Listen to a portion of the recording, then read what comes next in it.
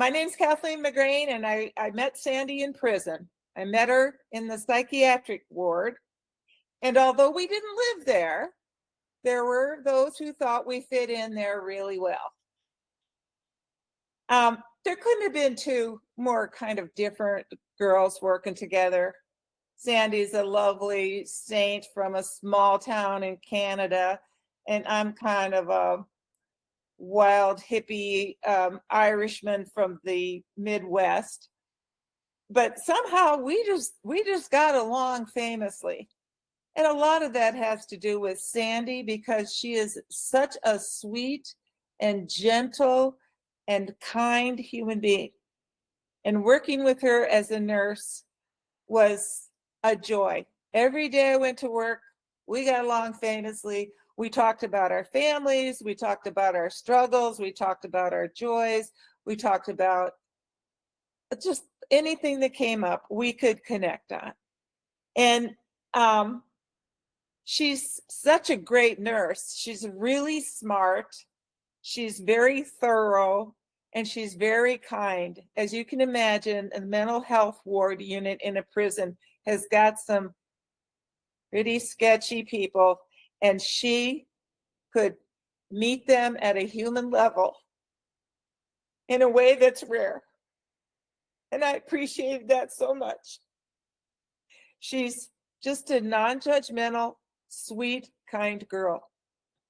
And as we worked together, one day I decided, as I have a cultural right to do, to express my opinions very forcefully to the warden about some of her behavior.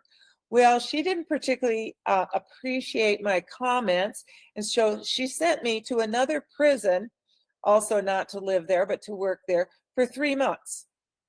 And so luckily I got to come back, and Sandi and I got to work together again, and we clicked right up again. And she's one of those friends you could not see her for 10 years, and if you see her, you're just right back there to where you were 10 years ago. And so one day I have some more comments for the warden, some things I'm sure that she needs to know from me.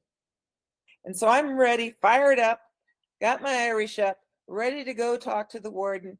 And sweet and gentle and kind, Sandi says, "Sit down." I'm like, what? Oh my goodness. Guess I better sit down. And she said, "The last time you did that, I spent 3 months here without you, and I didn't like it, and don't do it." And so at the tender age of 60, I did learn that sometimes the best thing to do is to keep quiet. And I want to thank Sandi for that. And I love Sandi.